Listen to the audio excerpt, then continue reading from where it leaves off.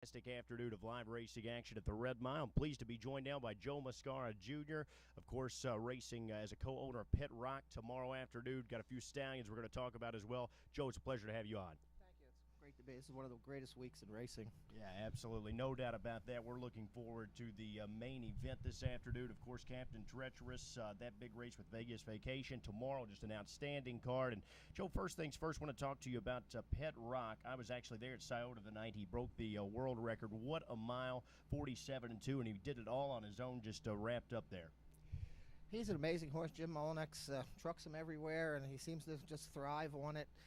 Tough, fast, strong, and this year you got to set a world record just to bring a check home.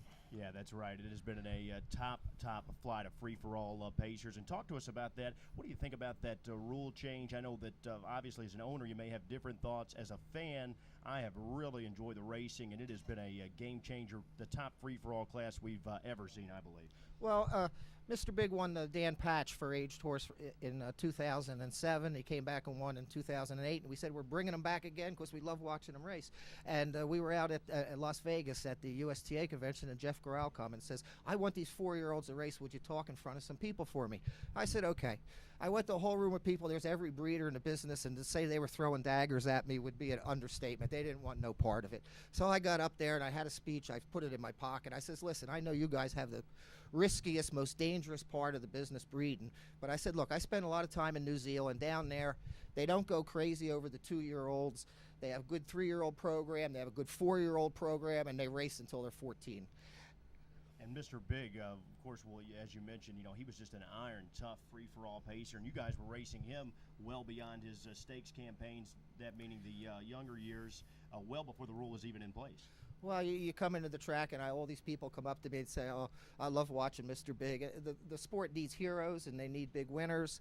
And, look, it's great for the fans, and there's no doubt these 4-year-olds are making the open division of something really to watch this year. It's good for the horses. If you have a 2-year-old, you don't feel pressured into getting them out there and making money because you know you got the 4-year-old season. And it's good for genetics. Now we've got a 3-year-old program where we determine who has the best genetics to add to the equine genome, and in the long run it's going to be good. The breeders will adapt. Hey, I adapt when I'm looking at 2-year-olds buying them. You got to think of next year. We have some major beach that Timmy's driving this afternoon. I looked at him in the beginning of his 2-year-old season. I says he can be a real good aged horse, and you have to think, and you'll adjust. And we're in the entertainment business. We're in the horse business, but if we don't entertain, we won't have a business. And this has just been great for the fans. Well, you're right about that. And Mr. Big, how do you think he's been received so far as a sire? I know the first crop, I believe, are 2-year-olds. Is that correct? Yeah, it's had some good ones. The problem is they shot themselves in the foot up in Ontario. They're starting to realize that they hurt a real thriving business. Things are not going to be as bad as they think, but they're not going to be as good as they were. What about one of your other stallions as well? Speaking of Ontario, Mach 3, of course, the sire of Some Beach Somewhere, who's on everyone's lips these days, talking about what an outstanding 3 and 2-year-old crop he has put to the track. But Mach 3 started everything off, obviously, as the sire of Some Beach Somewhere. My dad bought him in 2002 at the beginning of his 3-year-old season. Everybody was saying that Matt Scooter wasn't going to put out a son, that the Happy Medium line, the son of Hamiltonian, was going to die off, and all we're going to have is the Electioneer line.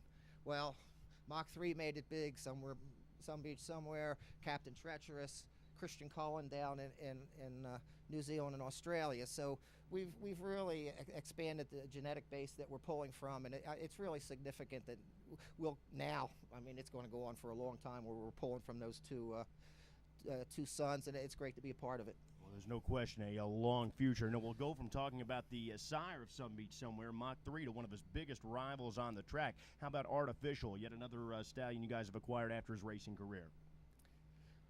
Just a big, awesome, fast horse. He's in Ohio right now. Put out some real nice horses, and Ohio's really moving on the way up. Yeah, it should be fantastic to see. That Super Night card, of course, this year at Scioto was just a pleasure to attend. They had a packed house, great racing, and like you mentioned, things are going to go up in the future. And all those guys, they do real well down in New Zealand and Australia. We're very involved in the racing down there. Mach 3 was the leading 2-year-old sire down there last year, and he's 15. Him and Art Major and Christian Cullen have dominated for the last few years, and they've gotten so much better. It's amazing what those people did with our cast-offs in the 50s and 60s. They're tremendous at animal husbandry. They can raise deer, they can raise sheep, they can raise cattle, and they know animals, and they've just done a great job with stuff that wasn't too good to start with. Well, they've certainly done so, and those three we mentioned have done a great job here as well in North America. Finally, I want to talk to you about Pet Rock. Now, I know we do have a bit of concern with the weather potentially for tomorrow, but let's say it's a perfect day. You've got the record on a half-mile track, record on a 5/8. What are we looking at? Maybe what kind of time do you think these free-for-all pacers are going to put together here tomorrow afternoon, assuming all systems go on the weather? Well, you got 6 or 7 of them that think they're going to set the world record tomorrow. I mean, when does that happen? And they're all certainly justifiable in thinking that. They've traded turns, setting records this year. It's just so deep. I mean, it's just so deep, and you fight hard to get to the quarter, and then all of a sudden 5 horses come to you, and you fight to get to the half, and a bunch more come at you. There's no rest. It's just go, go, go. They've averaged in the last 10 big races 148.1. And a lot of them were half-mile tracks and 5/8-mile tracks, and you just don't really, the times have just been crazy. Well, one thing about it, like you mentioned, when you've got 6 or 7 that think they all have a shot of setting the world record, that's usually going to make for a quick mile. So I mean, even if it's in the mud, it's going to be an exciting race. There's no doubt about that. No doubt about it. Anytime you put that field on the track, it's always going to be great, as you mentioned. Finally, before we let you go, Pet Rock, what are the future plans? He'll be a shuttle stallion. There's no doubt. I'm not exactly sure where he's standing. Virgil trained Mr. Big for us, so it's been great.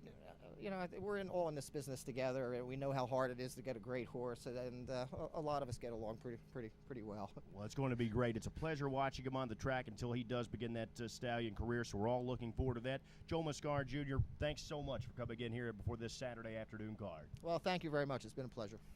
Good luck with your selections here. We've got about 15 minutes before today's opener.